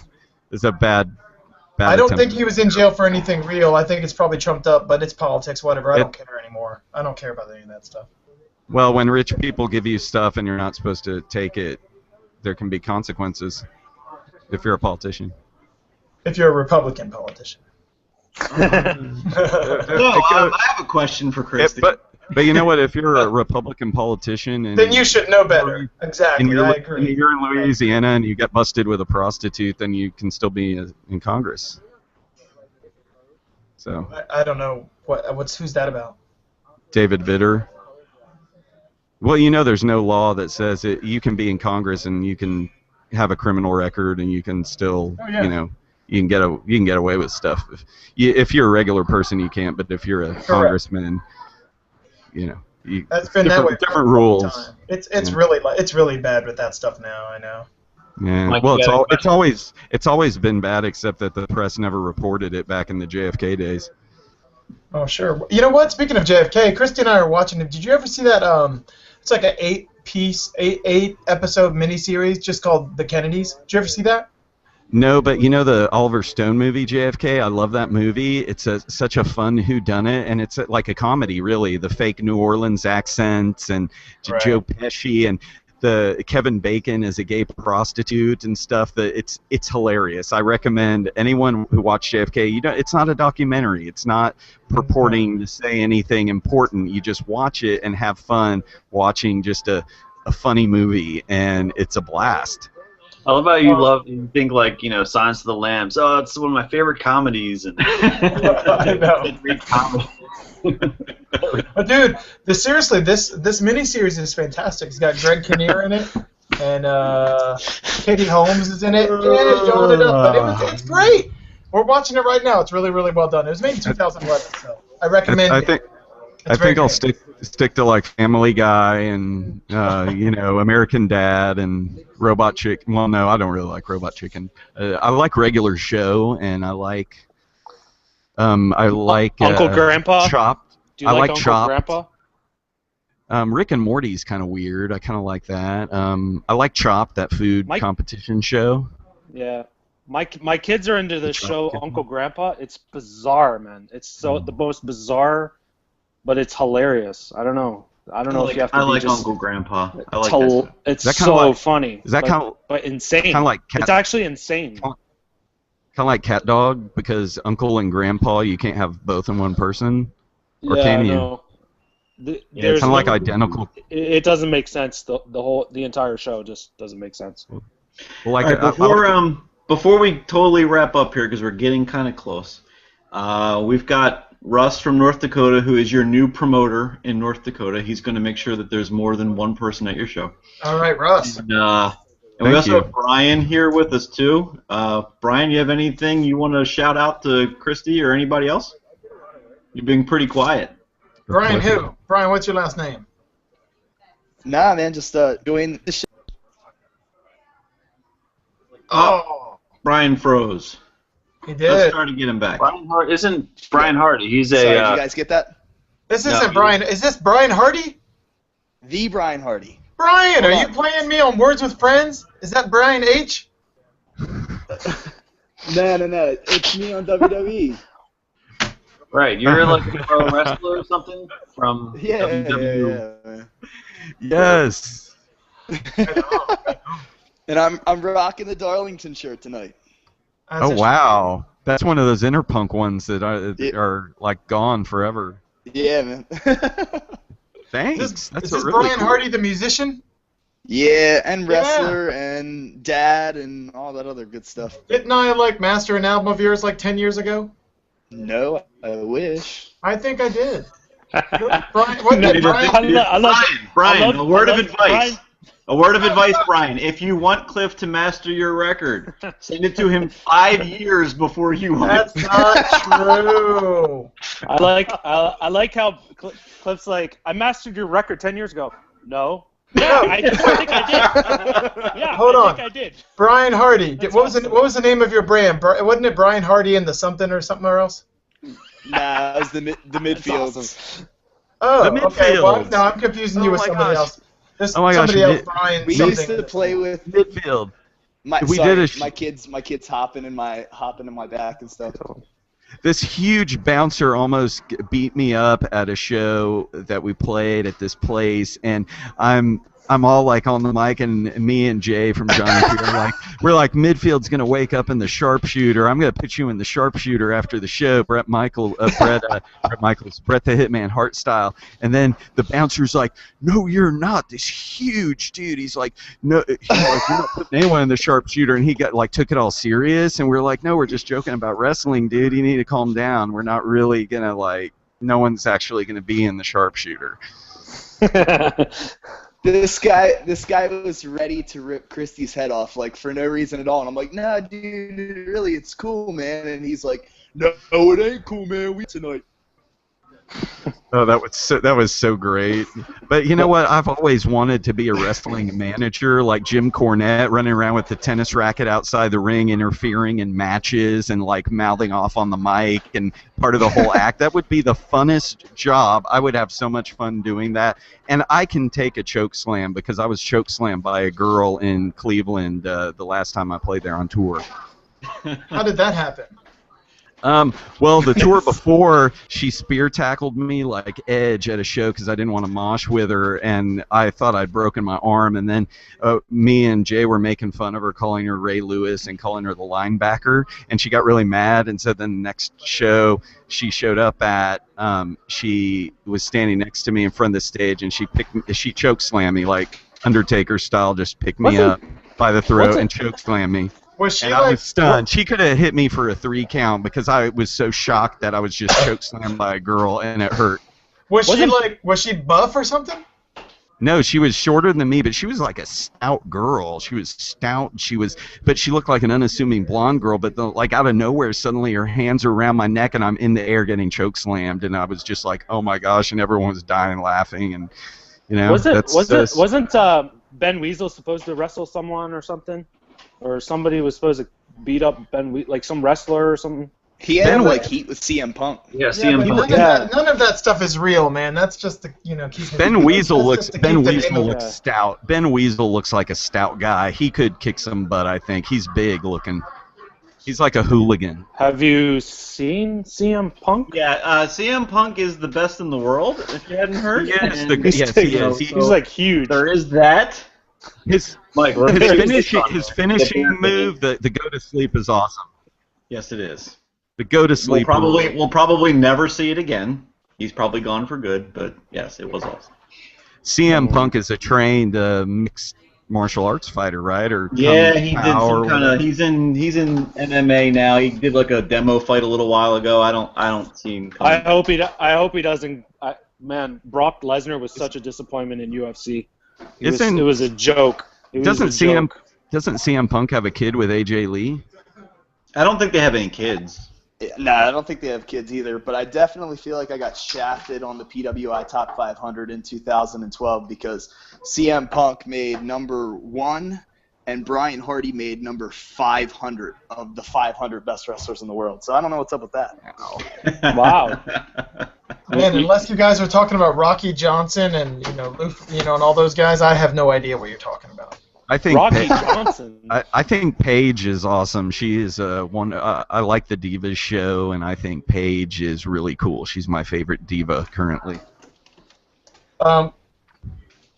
Andy, Rocky Johnson is The Rock's dad, and he was a wrestler in the 80s when I was a kid.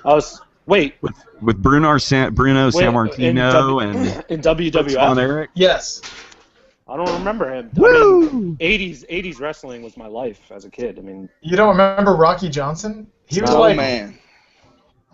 He's the Four Horsemen. Dad. He was awesome. Okay. He was Mr. Perfect and it was that era. Yeah, Mr. Perfect. Brutus the Barber Beefcake. Yeah, Ravishing Rick Rude. All those guys go to Riot Fest every year, and they sign autographs for like $25 each, and really it's sad because nobody buys them. Yeah, it's crazy. Maybe they should just put a tip jar out and give the autographs for free, and people would be more likely to give them money for that way. It's like I would have liked Junkyard Dog's autograph in like 1981, but I don't know about 2015. JYD. Right. Is Dusty Rhodes still alive? Oh, yes. He works with the up and coming guys. Really? And his kids, Dustin Rhodes and Cody Rhodes, are still wrestling as Gold Dust and Stardust. Is the other guy still alive? The guy that was like the Sarge or whatever, and he didn't look like he wasn't all big and beefy. Sergeant Slaughter. Yeah. Is he still alive? Yeah. Yes. He was just like a regular guy. He was like, hey, this is a guy from The Office. He's gonna be a wrestler now. He was a pretty big guy. He's guy. just real tall. Really big. He reminded me of Dr. Phil. He looked kind of like Dr. Phil. Not to get off the topic of wrestling as much as I love to talk. Please do. About it, but Christy, my question for you was, like your last couple records, actually put them out in print? Well, right now, got a new 7-inch vinyl with the Prozacs that's in different colors, and it's got Bobby Starr and Dance All Night from Hot 100, and we're going to do another one with the McCrackens over the summer, and I did a split cassette on Wiener Records that has some of the songs from Parlor Tricks, and I mean, vinyl's just so expensive unless I can find other bands and labels to go in on it, like go in threesies on it.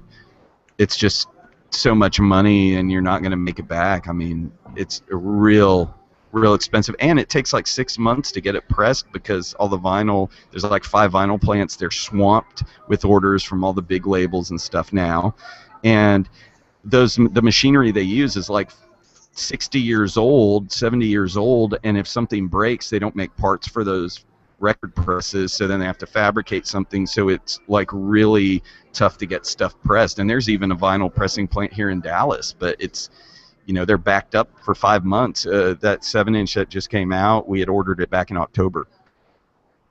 Wow. For the love of the game, man. For the love of the game. It's just vinyl has become a cool collectible that's not too expensive, so anyone can afford to collect vinyl, but you can brag about it on Instagram and stuff, and and vinyl's cool and all, but if someone could find like vinyl presses and start up a company, they'd probably be able to make some money, because like every label, like you walk into Guitar Center, you walk into anywhere, Urban Outfitters, and you see like Iron Maiden repressing everything, and you see everything on vinyl again. It's crazy. Christy, did you know that we got Fun and Games and Sweet 16 put out on vinyl? It doesn't surprise me, but I don't really keep up with vinyl. I have an iPod and iPod Nano, and I have about 2,500 songs on it, and a lot of it's like stuff that is out of print and will never get re-released or whatever. It's like weird stuff. So, and I have my Huntington's playlist, my favorite Huntington songs on there, except for one. I don't have Allison's The Bomb. I need to put that on there, but I wish that y'all had a Get Lost era version of Allison's The Bomb recorded. The closest to that you'll get is the Rock and Roll Habits for the New Wave recording. Was when we recorded it on there. We did it the way we used to do it live. Yeah, that was a cool tour. I wish y'all would get back together and tour again and take me on as an opener, just like the old days, except that we're all older and not all uptight and. Well, we would put you in the band. Wacky. We'd put you in the band. We wouldn't make you open up for us. We'd put you in the band, dude. Well, what about Josh and Andy? We'd have 4 guitar players, man. It'd be an all brand new thing. It'd be like Iron Maiden. I was just reading something that said that, surprise, surprise, obviously the CD revolution is over, and then you know how downloaded music, people buy it and everything, but apparently now no one downloads anymore. They all stream. Exactly. I was just reading about how what Except Josh does is becoming like a really big thing, like the Spotify and everything is. I just read an article that said that streaming music is overtaking the downloading of MP3s or whatever, and I was really surprised by that. I'm not surprised. People want convenience, and you know what? But they'll never be able to listen to it again later. You know? Well, they're always connected, and they just listen to it through the crappy speakers on their phone or their earbuds. But then there's someone like me who I have obscure stuff that isn't released in a digital way to be streamed, and not everything is on Spotify or whatever. But most people don't care about that. They're not picky like we are musically. They just will listen to whatever's convenient and available. That's just how the majority of people are. That would concern me if I was in a band putting out music in 2015 that how many people are actually downloading something? No one. Putting headphones in, listening to it the way the artist wants it to be listened to, and how many people are just they play it on their iPhone. It's completely different experience musically. I don't know. It would bother me. Nobody's doing it, and the worst part is streaming like Spotify. It pays like 0.0000009% of a penny. So if you have like 1 million streams, you'll get like $1,000. So they're ripping off artists doing that, but the record labels are at fault because they have gone along with Spotify, because the record labels now, the big labels, are all part of media conglomerates. They're not their parent companies aren't concerned with music or artists, and then Spotify and all the streaming companies aren't. You have two choices. You can either go along with it and hope that you get popular enough to have people come to live shows and make money off other merch, but the music itself has become more of a promotional tool other than, anyone who's doing the big albums like they used to. I mean, you're like flushing money away because you'll never make that money back, Yeah. Might as well record at home because you're not going to make the money back. And I mean, it's just the way things have changed. You got to just kind of go with the flow and hope and be positive, because you're just going to, if you're in the music biz, you're going to get ripped off until you become so popular you don't. What you should do, man, is record a song that's like 5 seconds long, and then just put the repeat button on Spotify, and just let it go to work, go on tour, come back, and just have it played so many times, you'll come back to like $1,000 check, right? Maybe. 5 seconds long and repeat. Do the math. $1,000. That's assuming that we don't sue him for ripping off one of our songs.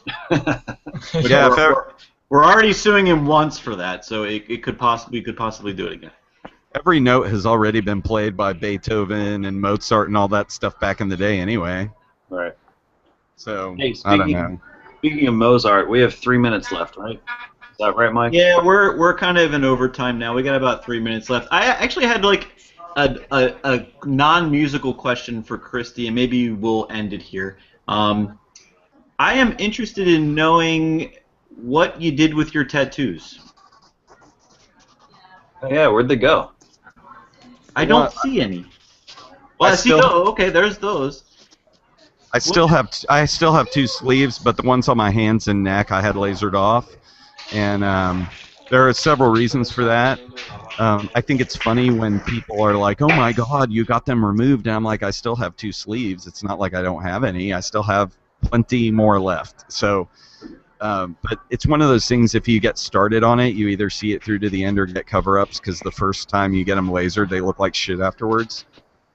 Hope I am allowed to say that. So it hurts bad, but they have these new lasers where they set the frequency to where it goes through your skin, zaps the ink particles, which are disintegrated in your skin, and then your immune system takes them away, and it itches real bad for a couple weeks. Unfortunately, I have a side effect. I have to take this antihistamine to combat the hives condition I got from that, because my body's immune system overreacted to the release of so much ink in my system. But it's like you say, see it through to the end or not. I don't really care that much about tattoos. They're not important to me or my life or anything I believe in, so it's not a big deal to me. It seems like, but people will see it and they're like, "Oh my gosh," they're like really shocked. But I heard laser hurts really, really bad, like way worse than actually getting tattooed. Is that true, or? I wouldn't say worse. It hurts just as much. Both of it hurts really bad. Anyone who says it doesn't hurt getting them is either they like pain or they're lying, because all mine hurt like the Dickens. Yeah, but I've heard got a lot. That was a lot of Dickens. Well, when I was young and I was angry with God, angry with the world, angry with my life, and angry at myself, and I took, that was one of the ways I, took that out on myself. Coped with the pain. What made you want to get rid of the neck tattoo? Well, I'll say this. I mean, one, it's not a fight I'm interested in fighting. So, is it like a societal thing, the way people view people with neck tattoos? Because I've gotten more positive attention than anything else, but sometimes I don't want to be tattoo guy, and it's nice to be able to put on long sleeves and not get attention for that, and get attention for other things that have more to do with me. Right. Also, like, what if I was in love with a woman and everyone in her life that is important to her hated tattoos? It's not fair to me to ask someone else to fight that sort of battle for me, and because I don't care about tattoos. They're not important to me at all. Yeah. So they're just decoration. They look cool, but they don't really have any special significance.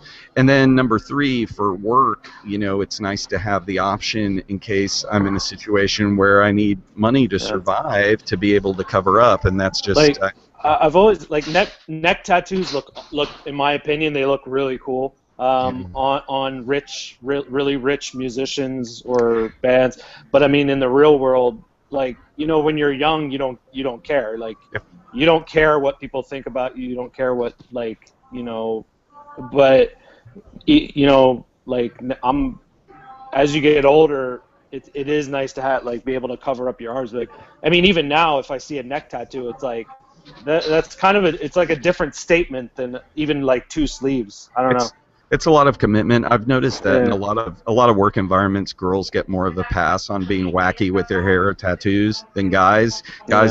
Men in America are expected to be in this conservative little box that they're not allowed to get out of unless they're gay.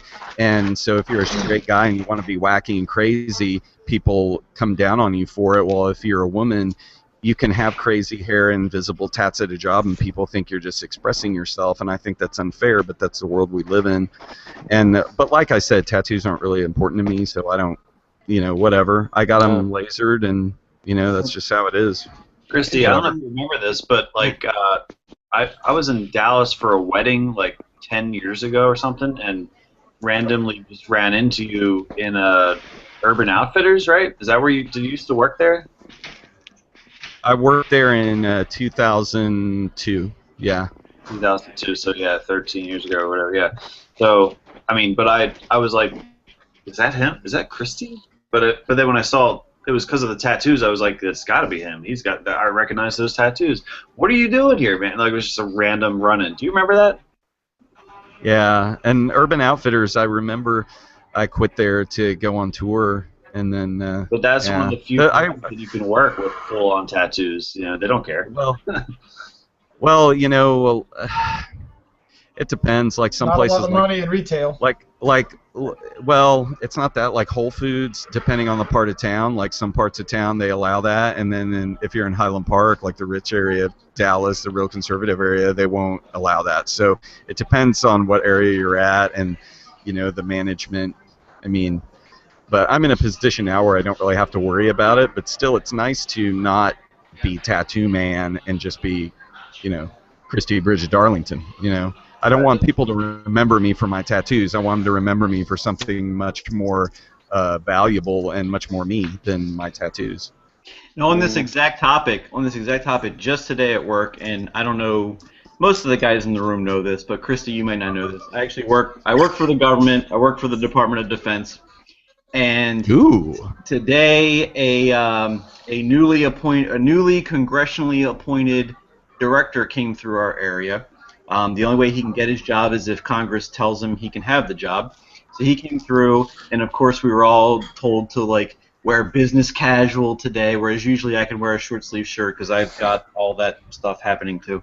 And usually that would be no big deal, but he came through, wore a long sleeve shirt, and interestingly enough, the majority of my boss's introduction of me to this congressionally appointed guy had to do with the fact that in 2002 I quit my job to go on tour full-time with Andy and Josh, and Cliff wasn't in the band at the time, but Rick, who's not here. I quit my job where I work to do the music thing, to do the band thing, to go on tour and all that kind of stuff. And so the majority of my interactions with this congressionally appointed dude, who is my senior boss, was all about how I quit to go and tour and do music, and yet I had to wear long sleeves to cover up the tattoo.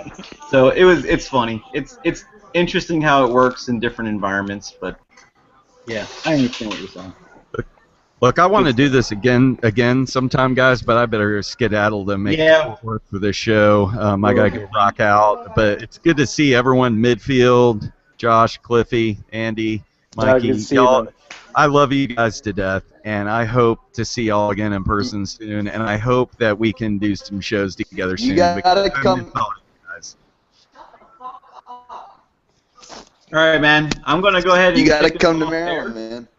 And if anyone can book me a show in their town, I will come there. So just hit me up and we'll work it out. Cool, man. Thanks a lot for coming on. Yeah, guys, man. we're gonna call it a night. We are 21 minutes in overtime. Thanks for everybody for watching episode 2. 2 weeks from now we'll have Simon. We did a lot of talking about Simon. He'll be here. Also, see you in 2 weeks. Josh, Cliff, everybody. Right on. That's a nice face, Christy. See ya. Yeah.